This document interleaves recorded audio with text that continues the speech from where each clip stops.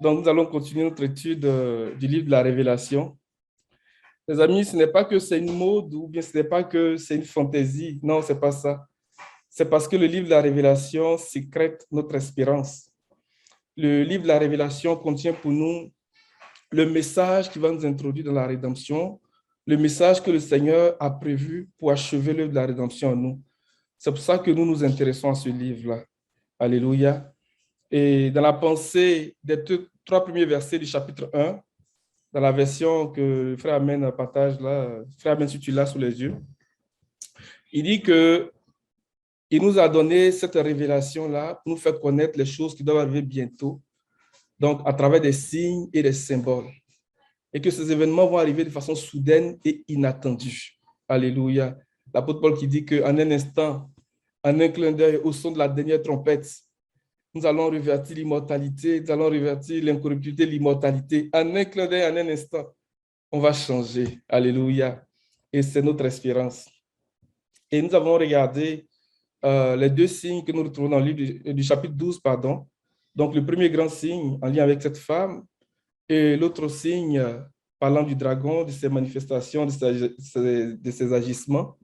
Et là, aujourd'hui, nous allons commencer à regarder le troisième signe, mais qui, lui, est grand et extraordinaire, que nous retrouvons dans le chapitre 15 du livre de la Révélation.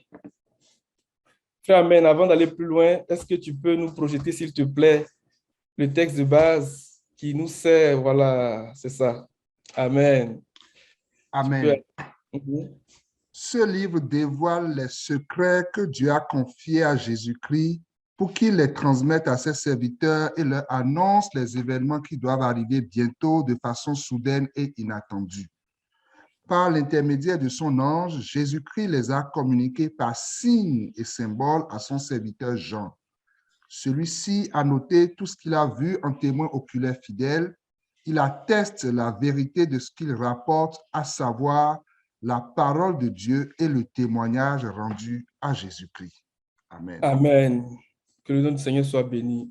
Je prends le temps, à chaque fois que l'occasion nous est donnée, de rappeler ce texte parce que le dernier bout du verset 1 qui dit que le Seigneur, par l'intermédiaire de son ange, nous a communiqué ce message-là par des signes et des symboles.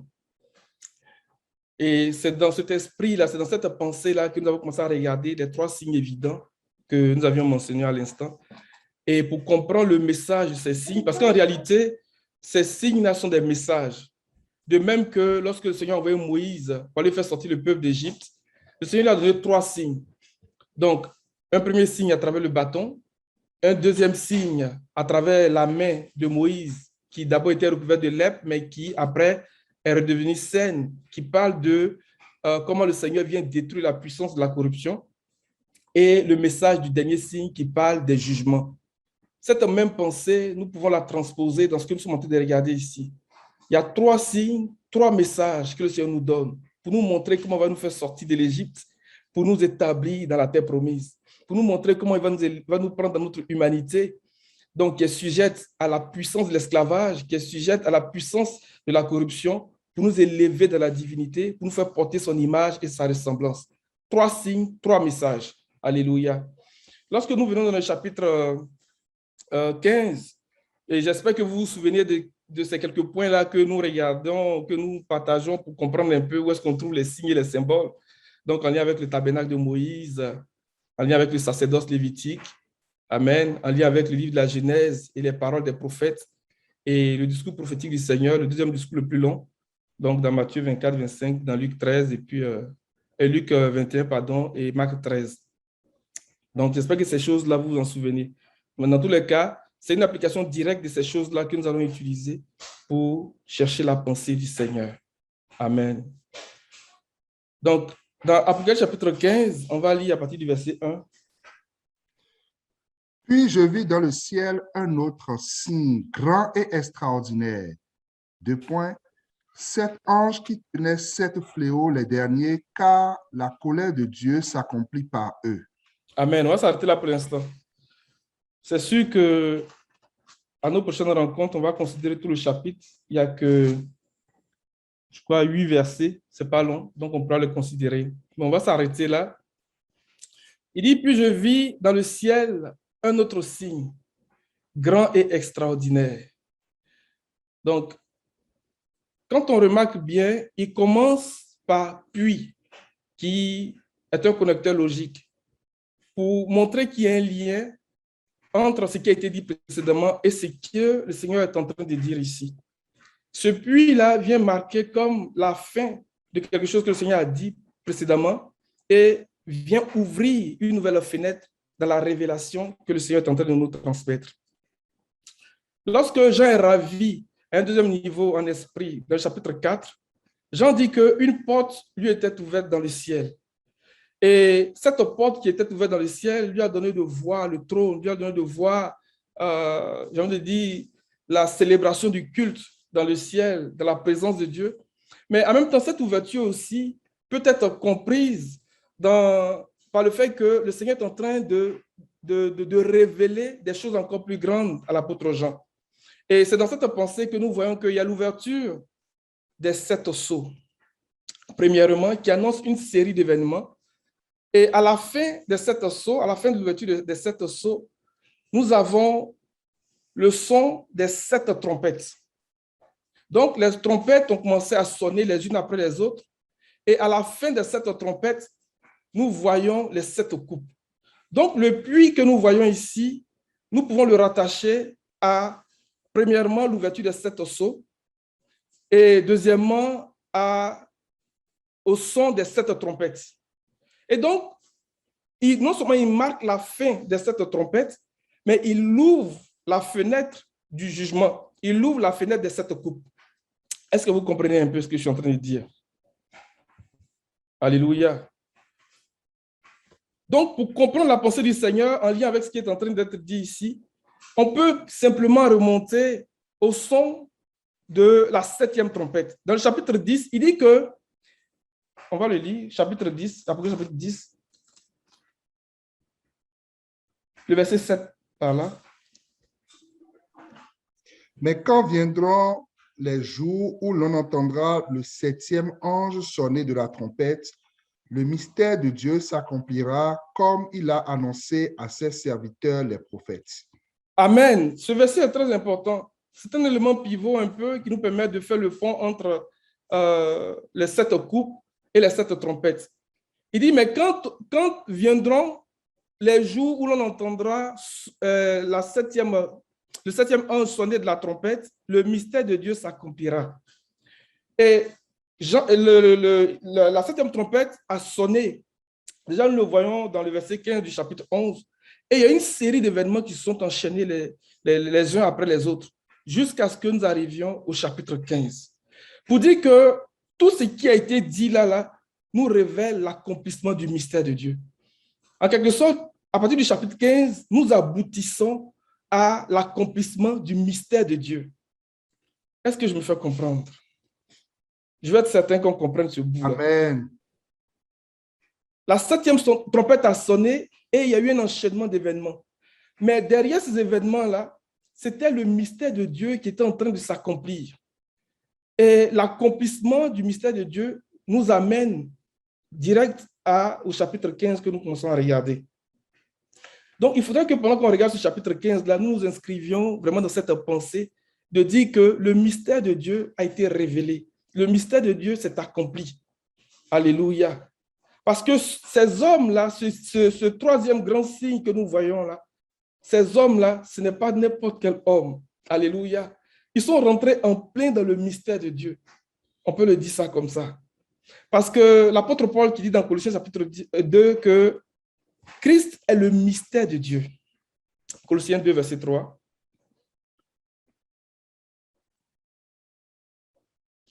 C'est en lui que sont cachés tous les trésors de la sagesse et de la connaissance. Colossiens chapitre 2.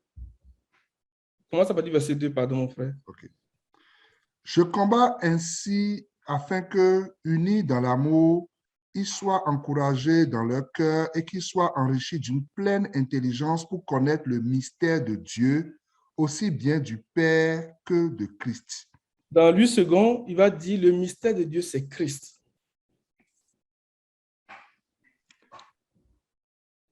Afin qu'ils aient le cœur rempli de consolation, qu'ils soient unis dans la charité et enrichis d'une pleine intelligence pour connaître le mystère de Dieu, savoir Christ.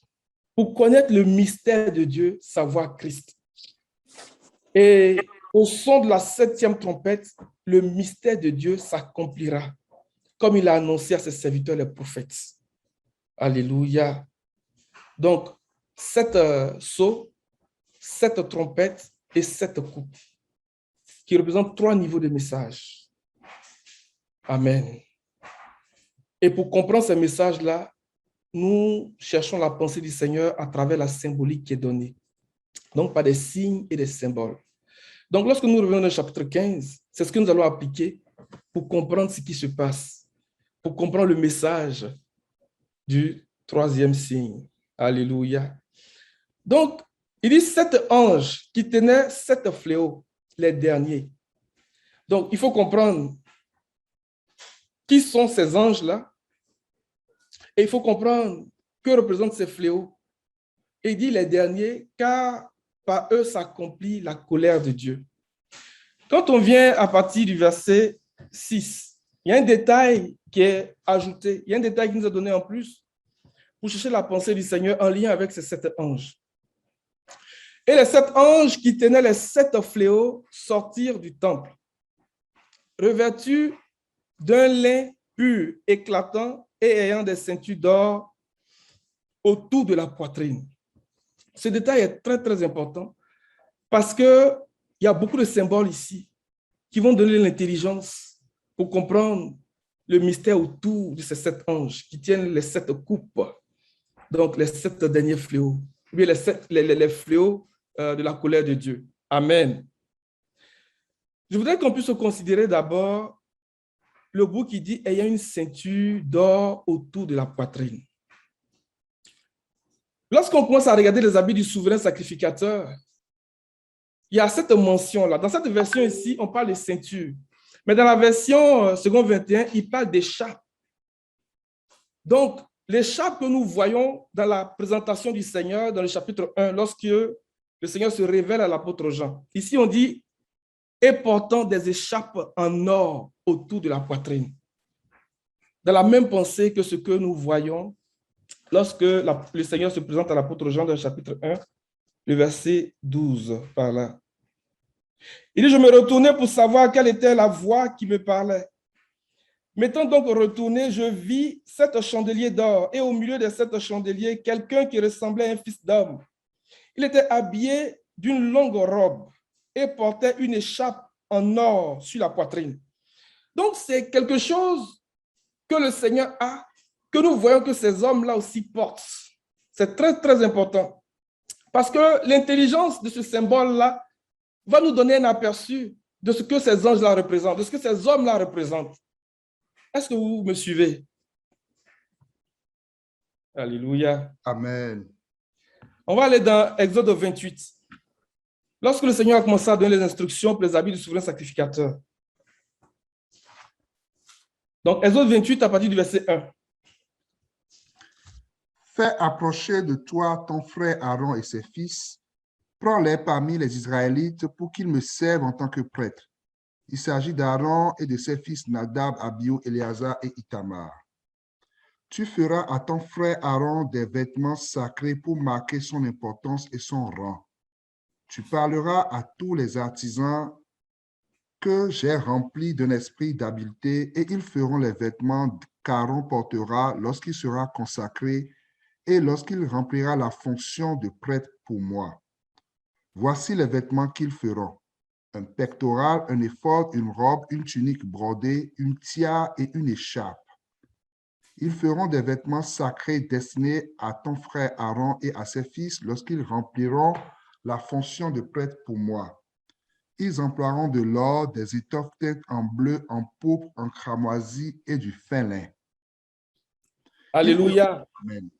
Donc, vous voyez que dans les instructions que le Seigneur donne ici, au sujet des vêtements de sacerdoce, si nous prenons cette instruction du Seigneur et que nous nous inscrivons dans la pensée que nous regardons dans le chapitre 15 d'Apocalypse, le verset 6, nous pouvons dire que ceux qui portent l'écharpe en or, ce sont les sacrificateurs. Mais à ce niveau, il est un peu trop tôt pour dire s'ils sont des souverains sacrificateurs ou bien s'ils sont des fils d'Aaron. Est-ce que vous me suivez?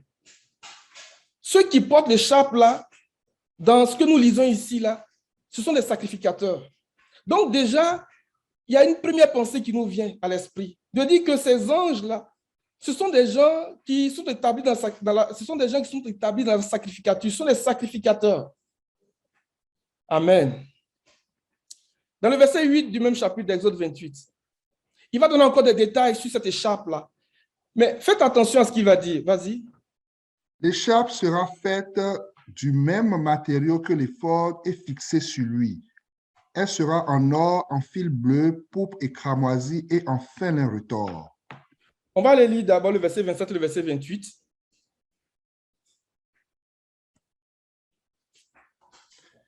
Et tu feras 2 autres anneaux en or que tu mettras au bas des 2 bretelles de l'éphod sur le devant, près de leur point d'attache au-dessus de l'écharpe de l'éphod. On attachera au-dessus de l'écharpe de l'éphod. Parce qu'on va voir que lorsque Aaron et ses enfants vont être consacrés par Moïse, Moïse va les ceindre d'une ceinture de lin. Mais il ne précise pas de la ceinture de l'éphod. On parle de l'écharpe de l'éphod.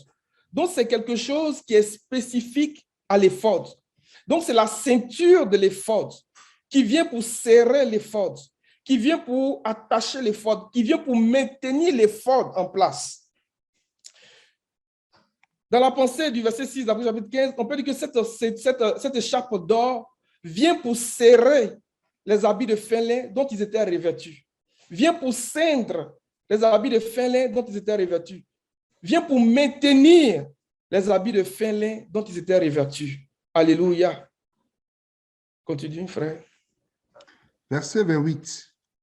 On attachera le pectoral par ses anneaux aux anneaux de l'éphod avec un cordon bleu, afin que le pectoral soit au-dessus de l'écharpe de l'éphod et qu'il ne puisse pas se séparer de l'éphod. Alléluia. Donc, c'est l'écharpe de l'éphod. C'est bien important de le comprendre.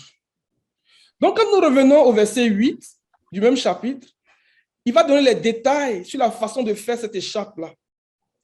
Il dit l'écharpe sera faite du même matériau que l'éphod, donc de la même nature que l'éphod, et fixée sur lui. L'écharpe d'or que nous voyons est fixée sur les vêtements de fin lin éclatants que ces hommes étaient revêtus. Alléluia. Et après, chapitre 19, verset 7, verset 8 dit que le fin lin, ce sont les œuvres justes des saints. Le fin lin, ce sont les œuvres justes des saints. Frère, Amen, tu peux nous trouver le verset et puis on va revenir.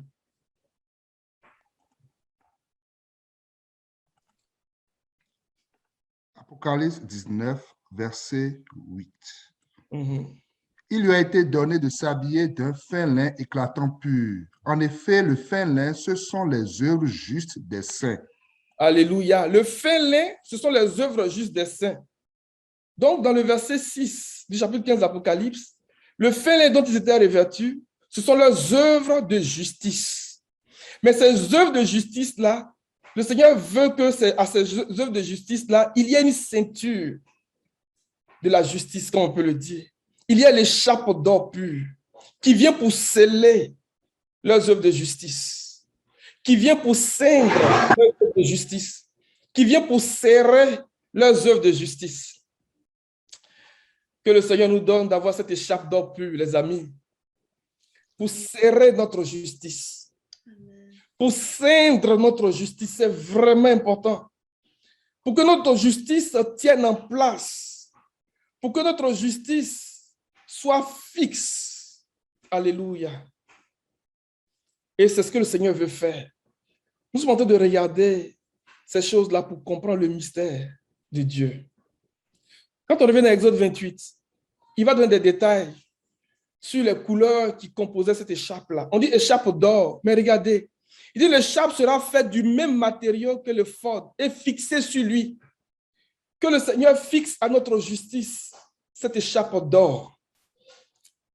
Que le Seigneur fixe à notre justice son écharpe d'or de souverain sacrificateur. Elle sera en or. L'homme qui nous parle de la divinité, les amis, écoutez très bien. L'homme nous parle de la divinité. C'est un symbole qui nous parle de la divinité quand on regarde le tabernacle de Moïse. Le fil bleu. Le bleu aussi nous parle de notre témoignage, nous parle du ciel dans sa pureté. Le fil bleu nous parle de la vie de l'esprit. Regardez bien l'écharpe. Le fil bleu, le bleu ici nous parle aussi de la divinité. Pourpre. La couleur pourpre, c'est la couleur des rois. Le pourpre nous parle de la royauté, nous parle de la puissance. Et de cramoisi. Le cramoisi nous parle du sacrifice, nous parle du service, nous parle du sacerdoce. Le fêlin retors. Le fêlin nous parle de la sainteté, nous parle de la pureté, nous parle de la magnificence, nous parle de la perfection. Mais on rajoute la mention retors. Et nous avons dit ici que retors, qui veut dire qui a été tordu et retordu à plusieurs tours pour lui donner une solidité. Voyez-vous ce que le Seigneur est en train de faire? Le Seigneur veut donner de la solidité à nos œuvres de justice. Le Seigneur veut donner une couleur. Alléluia. C'est ce que je cherchais comme expression. Il veut donner à notre justice la couleur du ciel. Il veut donner à notre justice la couleur de la royauté. Il veut donner à notre justice la couleur de la perfection, de la sainteté, du service, du sacerdoce. Au nom puissant de Jésus. Et il veut que ces couleurs-là soient fixées. Regardez ici le terme ici, fixé.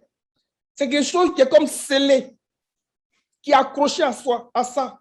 Même si tu enlèves l'habit, mais c'est attaché à ça. Il y a quelque chose qui doit venir attacher notre justice pour l'amener à l'accomplissement total, pour l'amener à la perfection. Mais en même temps, quand on regarde ces couleurs qui sont là, ça nous parle des attributs de Christ lui-même. Et nous faisons le parallèle entre ces couleurs et puis les 4 évangiles. Donc Matthieu, Marc, Luc et Jean. Donc Matthieu qui présente le Seigneur comme le roi, regardez. Dans Matthieu chapitre 1, lorsqu'il commence à parler de la généalogie du maître, il va dire, généalogie, on va le lire. Voici la généalogie de Jésus-Christ, fils de David. Parce que David était roi, donc son fils est roi. C'est ça qu'il est en train de dire. Fils d'Abraham, donc issu de la descendance d'Abraham. La couleur pourpre nous parle de la royauté. Alléluia. Le Seigneur veut donner à notre justice les couleurs de la royauté. Il veut fixer les couleurs de la royauté à notre justice. Ce sont les attributs de Christ lui-même. Et le cramoisi nous parle du serviteur. Donc, l'évangile selon Marc.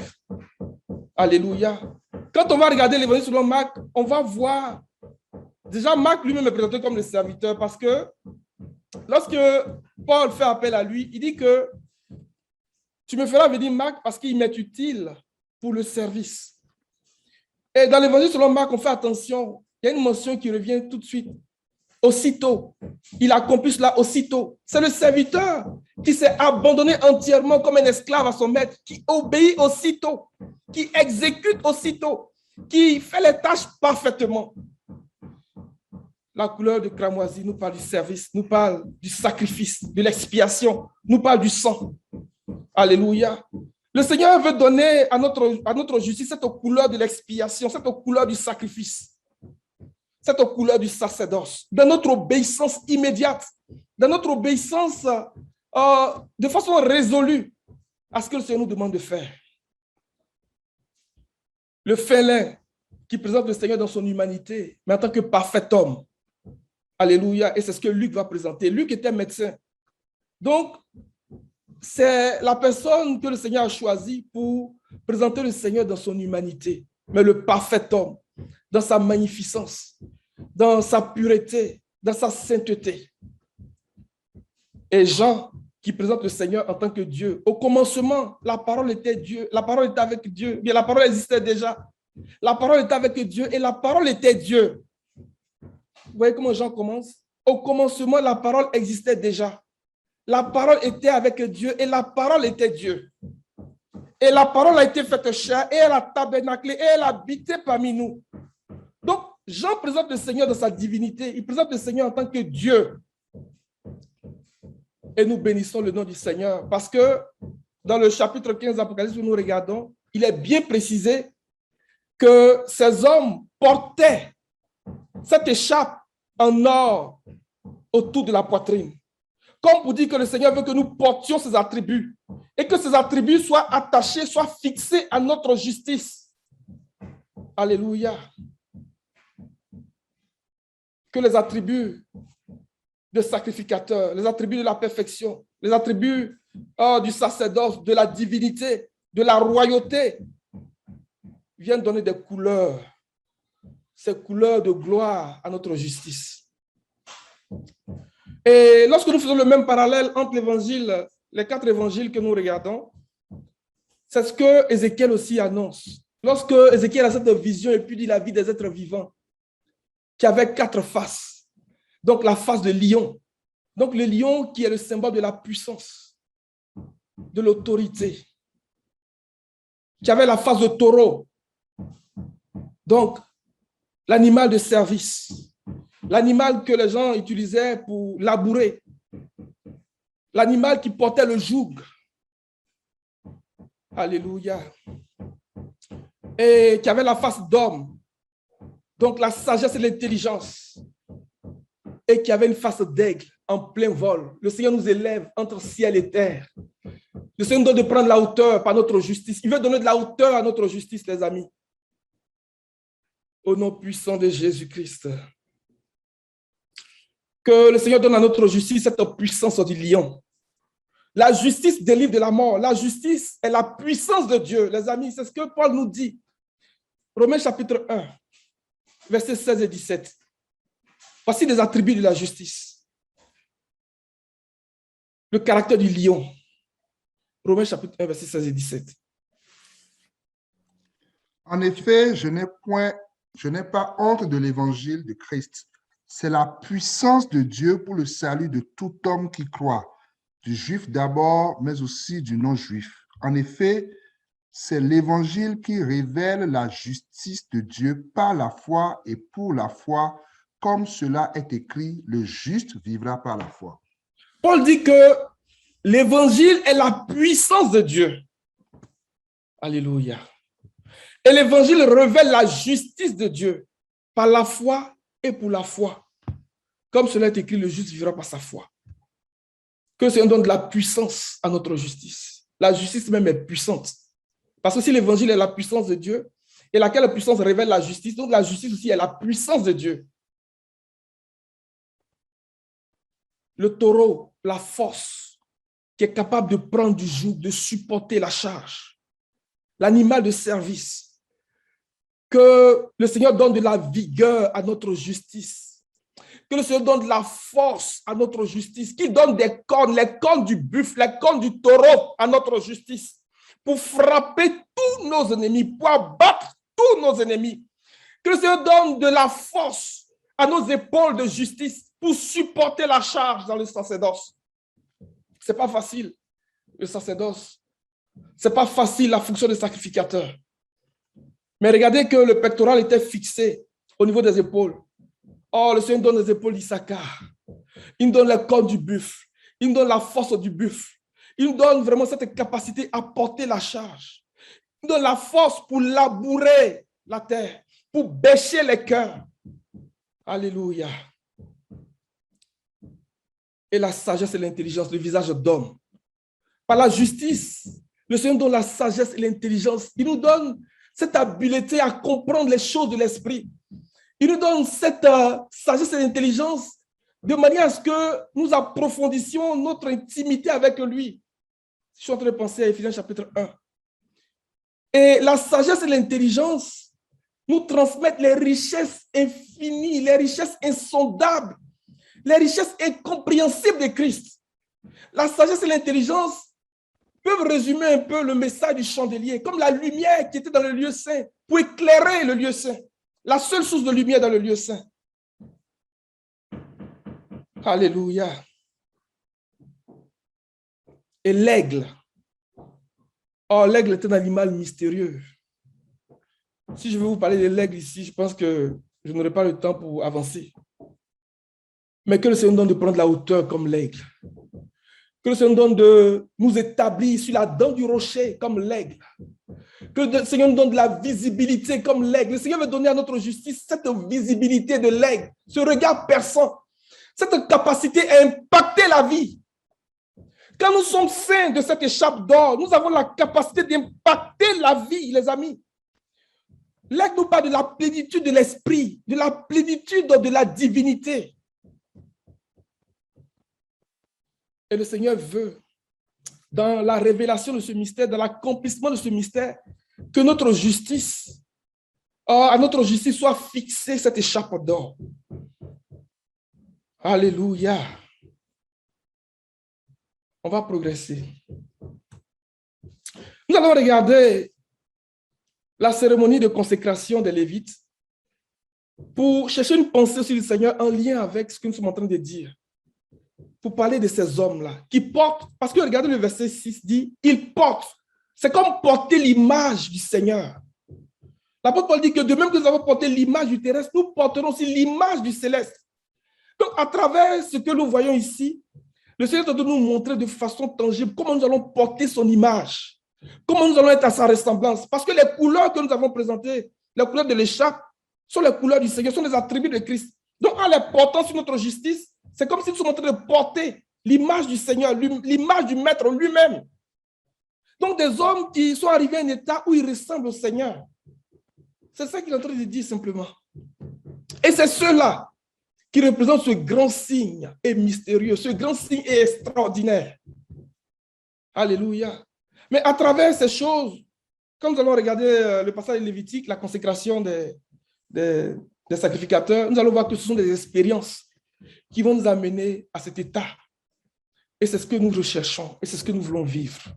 Amen. Lévitique chapitre 8, à partir du verset 1.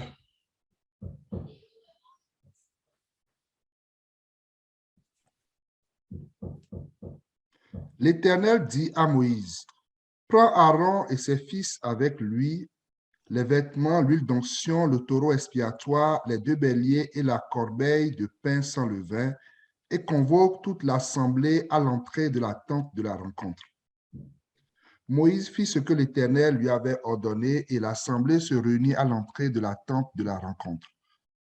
Moïse dit à l'assemblée, « Voici ce que l'Éternel a ordonné de faire. » Il fit approcher Aaron et ses fils, et il les lava avec de l'eau. Regardez très bien la séquence des choses que Moïse est en train de faire ici. La première chose que Moïse va faire, il va convoquer l'assemblée, c'est vrai, mais dans la consécration pratique, il va d'abord laver Aaron et ses fils. Parce qu'avant de s'habiller, il faut que nous aussi, nous fassions l'expérience que Moïse présente ici. C'est un message prophétique, les amis. Il va d'abord les laver. Continue, mon frère. Verset 7. Il mit la tunique à Aaron, lui passa la ceinture, l'habilla de la robe et plaça sur lui l'éphod qu'il serra avec l'écharpe de l'éphod dont il l'habilla. Vous voyez, il y a une différence entre la ceinture et l'écharpe, qui est la ceinture de l'éphod. Je voudrais préciser cela parce que quand on va regarder la façon dont les enfants d'Aaron étaient habillés, ils ont été serrés avec la ceinture, mais pas avec la ceinture de l'écharpe, bien la ceinture de l'éphod. Pour dire que ces hommes-là, ils sont devenus comme le Seigneur. Parce qu'ils portent l'image du Seigneur. Ils ressemblent au Maître dans ses attributs, dans son caractère. Alléluia. C'est comme si l'écharpe venait résumer en quelque sorte comment on porte l'image du céleste, comment on porte l'image du dernier Adam. Verset 8. Il lui mit le pectoral dans lequel il plaça l'urim et le thummim. Il posa la tiare sur sa tête et plaça sur le devant de la tiare la lame d'or, le diadème sacré, comme l'Éternel le lui avait ordonné. Vas-y jusqu'au verset 13, s'il te plaît. Moïse prit l'huile d'onction, il en versa sur le sanctuaire et tout ce qui s'y trouvait, et ainsi il le consacra. Il aspergea 7 fois l'autel d'huile, il versa de l'huile sur l'autel et tous ses ustensiles, ainsi que sur la cuve avec sa base, afin de les consacrer. Il versa de l'huile d'onction sur la tête d'Aaron, il lui fit 7 onctions afin de le consacrer. Moïse fit aussi approcher les fils d'Aaron. Il les habilla de tuniques, leur passa des ceintures et leur attacha des coiffes, comme l'Éternel le lui avait ordonné. Alléluia.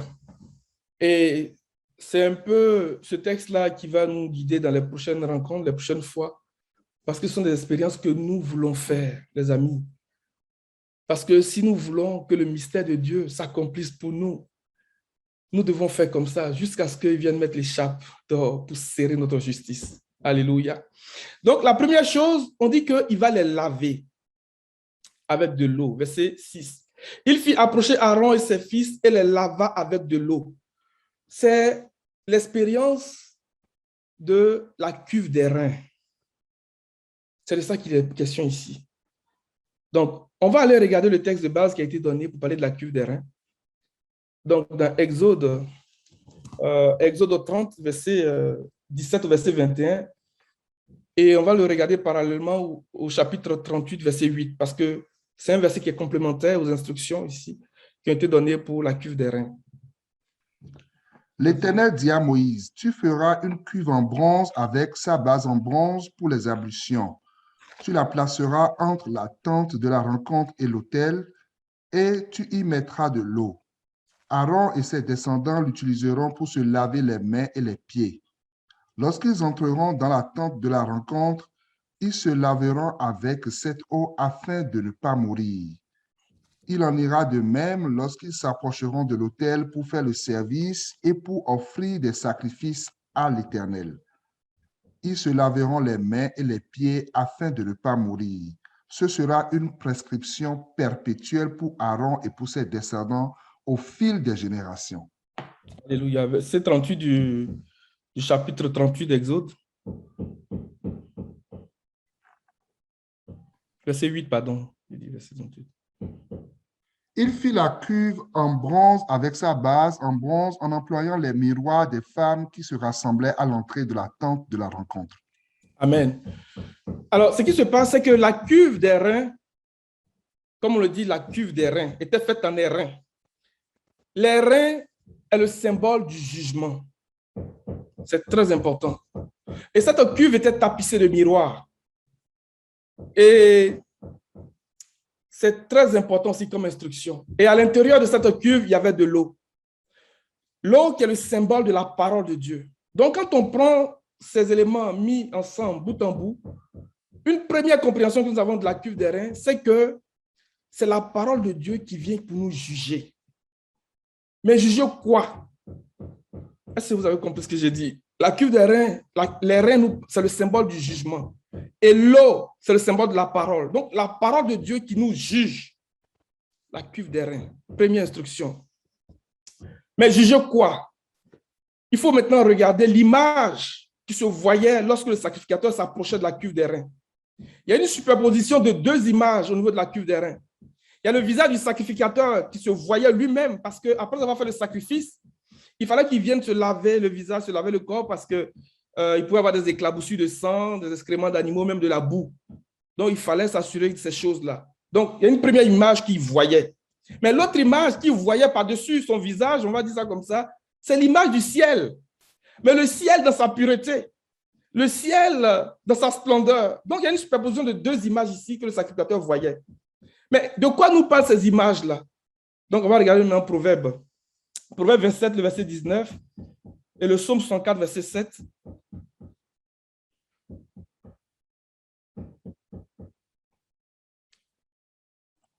Proverbe 27, verset 19, frère, amen. Tout comme l'eau reflète un visage, le cœur de l'homme reflète l'homme. Voyez-vous? Donc, la première image qu'il va voir, c'est le reflet de son visage. Mais le reflet de son visage n'est rien d'autre que le cœur, son propre cœur, alléluia, tout comme l'eau reflète un visage, le cœur de l'homme reflète l'homme. Donc, c'est un reflet de son cœur. Mais Psaume 104, verset 7 dit quoi? Il dit que le cœur, la pensée intime de l'homme est un abîme. Et Matthieu 15, 19 dit que c'est du cœur que sortent les mauvaises pensées et tout ce qu'il a dit le maître. Donc, le symbole de la cuve des reins, c'est la parole de Dieu qui vient pour juger les pensées et les sentiments de nos cœurs, qui vient pour juger tout ce qu'il y a de mauvais dans nos cœurs. Lorsque nous approchons du Seigneur, lorsque nous nous approchons de sa parole, normalement, pour quelqu'un qui cherche Dieu et qui a de mauvaises pensées en lui, il va comprendre que telle affaire, le Seigneur n'aime pas, je dois laisser. C'est très important ce que nous sommes en train de partager, les amis, parce que ce n'est pas des symboles qui ont été disposés comme ça. Ce sont des expériences qui vont nous amener jusqu'à ce que les chapes d'or soient serrées à notre justice. Amen. Donc, on va lire les passages qu'on a regardés. Il est presque midi. Je vais essayer de prendre quelques minutes de plus pour arrêter sur ce point-là. Psaume 64, verset 7. Il combine des crimes. Nous sommes prêts. Le plan est au point. La pensée intime, le cœur de chacun est un abîme. Donc, ce qu'il voit, si on fait l'analogie avec ce verset, ce qu'il voit, ce sont les pensées de son cœur. Ce qu'il voit, ce sont les abîmes de son cœur. Ce qu'il voit, ce sont les sentiments de son cœur lorsqu'il s'approche de la cuve des reins. Alléluia. Et Matthieu 15, verset 19.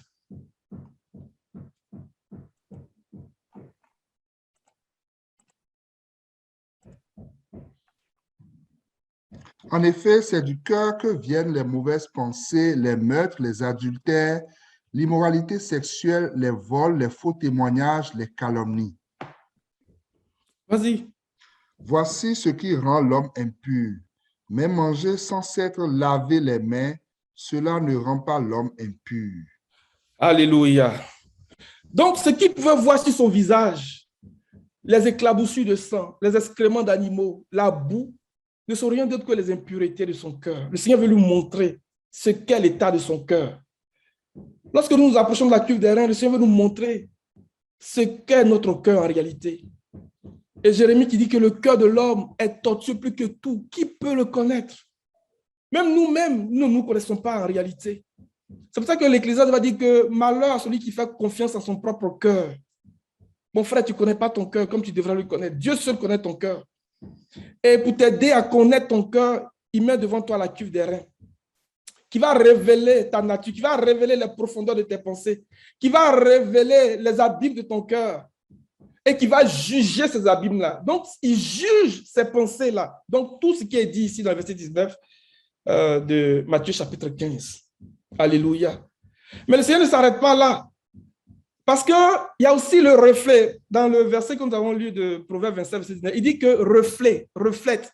Donc, il y a un double reflet. Et le Seigneur va refléter l'image du céleste. Il va dire, regarde. Il va dire, regarde ce que je veux qui est dans ton cœur. Alléluia. Le parvis est éclairé par les luminaires, le lieu saint par le chandelier et le lieu très saint par la gloire du Seigneur. Donc, il va dire, regarde le reflet du ciel. Alléluia. Regarde la splendeur du ciel. Regarde le saphir du ciel. Regarde le cristal du ciel. Et l'apôtre Paul qui dit que nous tous qui à visage découvert, contemplons comme dans un miroir la gloire du Seigneur. Nous sommes transformés en la même image que lui, de gloire en gloire, comme par le Seigneur. Donc, je vois l'état de mon cœur, je dis, Seigneur, aide-moi. Seigneur, purifie-moi. Et je me lave par l'eau de la parole. Donc, se laver ici, c'est mettre en pratique la parole qui m'a révélé ce que le Seigneur ne veut pas voir et d'accepter le reflet de la gloire du Seigneur. Et comment j'accepte cela?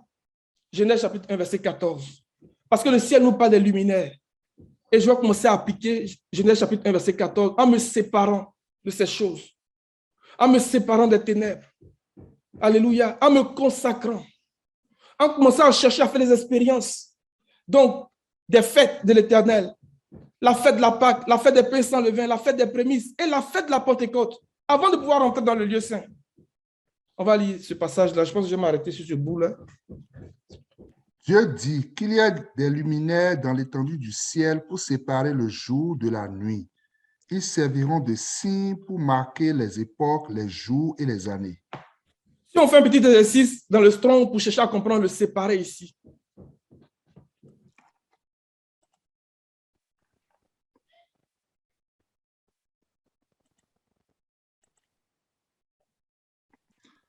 Diviser, séparer, couper, mettre à part, faire une différence, se séparer d'eux, être séparé, être exclu, être mis à part. C'est la définition même de la consécration. Donc, la cuve des reins est le symbole aussi de la consécration. Lorsque j'expérimente ces choses, je commence à me séparer de tout ce qui souille mon esprit, de tout ce qui souille mon âme, de tout ce qui me souille. Quand je parle de tout ce qui me souille, ce n'est pas seulement ces choses que nous voyons dans Matthieu 15, 19, mais on parle aussi de certaines doctrines qui nous souillent. On parle de certains enseignements qui nous souillent, de certaines pratiques qui nous souillent. Parce que je vois l'état de mon cœur et je vois le reflet du ciel, la gloire du ciel, la gloire du Seigneur. Et je commence à me séparer. Je commence à renoncer à ces choses. Alléluia. Je commence à faire une distinction. Je commence à comprendre que ça, ce n'est pas bon. Ça, le Seigneur n'aime pas. La distinction. Je commence à me mettre à part. Je commence à m'éloigner de ces choses. Je ne sais pas si l'origine du mot nous donne des détails. Frère, amen. Il n'y a pas d'origine. OK. Donc, on va repartir encore dans le Strong. Vous pouvez faire le même exercice. Et il dit pour séparer le jour d'avec la nuit. Donc, tout ce qui est ténèbres, tout ce qui est du diable. Alléluia. Parce que la parole vient m'éclairer. Que ce soit des signes pour marquer les époques. Donc, on va regarder marquer les époques.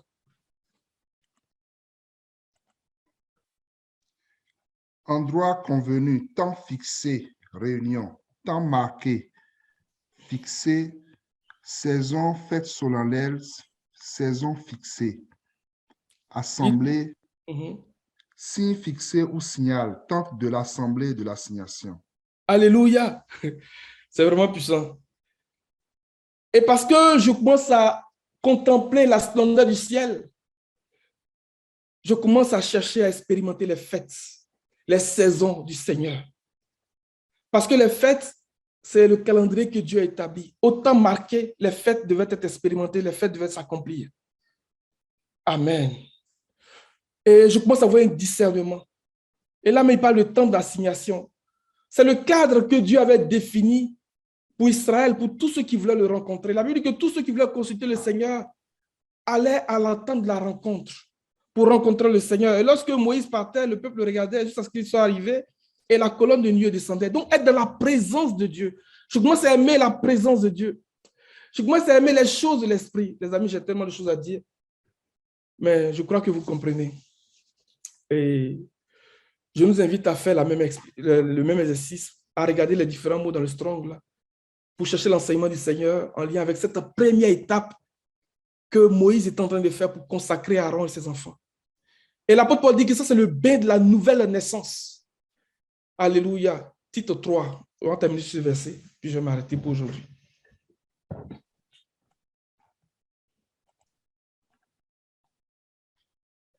Titre 3, à partir du verset 5.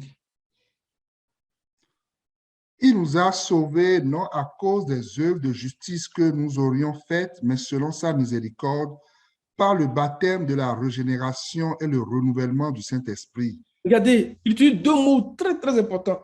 Par le baptême de la régénération et le renouvellement du Saint-Esprit.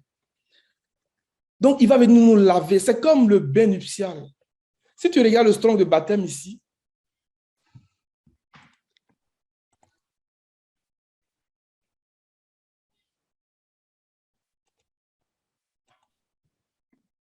Baignade, bain, l'action de baigner. C'est le même mot qu'on trouve dans Éphésiens 5, verset 26. Afin de la sanctifier par la parole. Donc, l'eau de la cuve des reins est le message de la sanctification. Est l'œuvre de la sanctification. Le Seigneur vient nous sanctifier par l'eau. Et souvenons-nous qu'il a dit que c'est une prescription perpétuelle. Ce n'est pas que je fais aujourd'hui et puis c'est fini. C'est vrai que celui qui s'engage, il expérimente le bain entier, mais chaque fois qu'il doit rentrer dans le lieu saint, il doit se laver les mains et les pieds. Même s'il doit rentrer 10 fois, il doit faire la même chose 10 fois. C'est une prescription perpétuelle. Pour dire que constamment et continuellement, Nous devons avoir à cœur d'expérimenter la sanctification, de vivre la sanctification, afin de la sanctifier par la parole, après l'avoir purifiée par le baptême d'eau.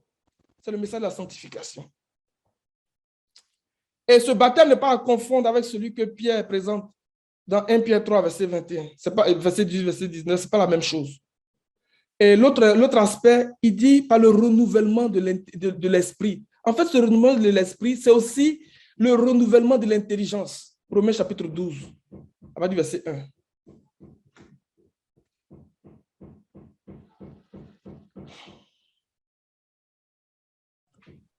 Je vous exhorte donc, frères, par les compassions de Dieu, à offrir vos corps comme un sacrifice vivant, saint, agréable à Dieu, ce qui sera de votre part un culte raisonnable. Amen. Le premier verset ici nous parle de l'expérience de l'autel des holocaustes. Parce que c'est là qu'on fait le sacrifice. C'est là qu'on expérimente la Pâque. Amen. C'est là que l'animal est consumé entièrement. C'est là. Le premier verset nous parle de l'autel des holocaustes. Et le verset 2, vas-y frère. Ne vous conformez pas au siècle présent, mais soyez transformés par le renouvellement de l'intelligence, afin que vous discerniez quelle est la volonté de Dieu, ce qui est bon, agréable et parfait. Amen. Donc, le deuxième niveau qui nous parle du renouvellement de l'intelligence. Mais lequel renouvellement nous amène à ne pas nous conformer au siècle présent. Donc, les choses qui sont à la mode, les choses que les gens font, les tendances. Quand on dit à telle affaire, tu cours. On dit à telle chose, tu cours. Non, ne vous conformez pas à la façon de penser de ce monde, à la façon d'agir de ce monde. Ne faites pas comme les hommes de ce monde. Parce que tu vois le reflet du ciel, tu te sépares de ces choses. Tu t'éloignes de ces choses. Ne nous conformons pas à la philosophie de ce monde, aux manières d'agir de ce monde. Le renouvellement de l'intelligence. Alléluia. Donc, notre intelligence est renouvelée aussi. Le Seigneur renouvelle notre intelligence, mais c'est quelque chose de continuel. Afin que vous discerniez. Donc, je commence à voir le discernement. Je commence à voir ces lumières. Je commence à voir cette intelligence. Mais à ce niveau de la cuve des reins, mon intelligence n'est pas encore très claire. C'est pour ça que dans 1 Corinthiens 13, l'apôtre Paul dit que aujourd'hui, je vois de manière peu claire au moyen d'un miroir. Mais un jour, je connaîtrai parfaitement, comme j'étais connu. Parce qu'au niveau de la cuve des reins, je vois de manière floue, de manière peu claire. Donc, le Seigneur va me donner des visions, des songes, des rêves, comme il a dit dans Nombre 12, parlant de ceux qui murmuraient contre Moïse. Il dit, quel aura parmi vous un prophète? C'est dans un rêve, dans une vision que je lui parlerai. Mais il n'en est pas ainsi de mon serviteur Moïse, parce que lui, je lui parle face à face, bouche à bouche. Et je lui montre une représentation de moi-même. Donc, je commence à voir les choses, mais ce n'est pas encore clair, parce qu'il y a un miroir. Je ne vois pas encore bien, parce que le miroir me dit ça, que je ne suis pas encore arrivé. Il faut que je progresse encore, il faut que je continue. C'est ce que ça veut dire, le miroir aussi. Mais déjà à ce niveau, j'ai de lumière. Je commence à avoir le goût pour les choses de Dieu. Amen. Mon langage commence à changer. C'est vrai que je parle comme un enfant, mais je m'améliore tranquillement. Alléluia. Et le parvis, c'est là où on fait l'expérience du baptême, à travers ce que nous voyons, qui est une des doctrines de base, une doctrine fondamentale aussi. Il dit, afin que vous discerniez quelle est la volonté de Dieu. Donc, je commence à commencer à chercher la volonté de Dieu, ce qui est bon, agréable et parfait. Donc, c'est une gradation. Donc, je ne vois pas bien, je me corrige, je me ressaisis, j'applique la parole de Dieu, c'est bon, mais ce n'est pas encore agréable. Et à un moment donné, je fais mieux, c'est agréable. Et à un moment donné, je commence à faire parfaitement. Alléluia. Et ce mot qui est mis dans le verset 2 ici, transformé, là, c'est le même mot que nous trouvons dans 2 Corinthiens chapitre 3 et dans Matthieu chapitre 17, parler de la transfiguration, et que nous retrouvons aussi dans Galates 4, verset 19. Donc, la transformation, la métamorphose, la transfiguration. Donc, le renouvellement de l'intelligence est la méthode que Dieu va utiliser pour nous transformer dans ce processus de nous rendre semblables à lui, de nous configurer à la même image que lui, dans ce processus pour nous amener à porter les chapeaux d'or. Constamment, le Seigneur renouvelle notre intelligence. Que le Seigneur nous bénisse. Et que nos yeux soient fixés sur l'accomplissement de ce grand mystère que nous voyons dans le chapitre 15 d'Apocalypse. Ils étaient revêtus d'un fin lin éclatant et avaient cette chapeau d'or autour de la poitrine, qui portait les attributs du Maître, qui portait l'image du céleste. Que l'image du céleste soit fixée à notre justice aujourd'hui par le Saint-Esprit. Je vais m'arrêter là, les amis, et nous allons prier le Seigneur. Et je vais demander au frère Saturnin de se lever et de prier pour nous, de demander au Seigneur de nous faire la grâce. Que cette première étape-là soit déjà validée pour tout un chacun de nous. Parce qu'on doit aller jusqu'à dans le lieu très saint, les amis. C'est là-bas que le Maître veut nous rencontrer. Parce que vous allez voir par la suite que ces hommes-là vont sortir du temple. Alléluia. Ils vont sortir du temple. Le temple, ce n'est pas le parvis. Hein. Le temple, c'est le lieu saint et le lieu très saint. Il faut qu'on rentre jusqu'à là-bas et puis qu'on ressorte dans toute la puissance. Au nom puissant de Jésus.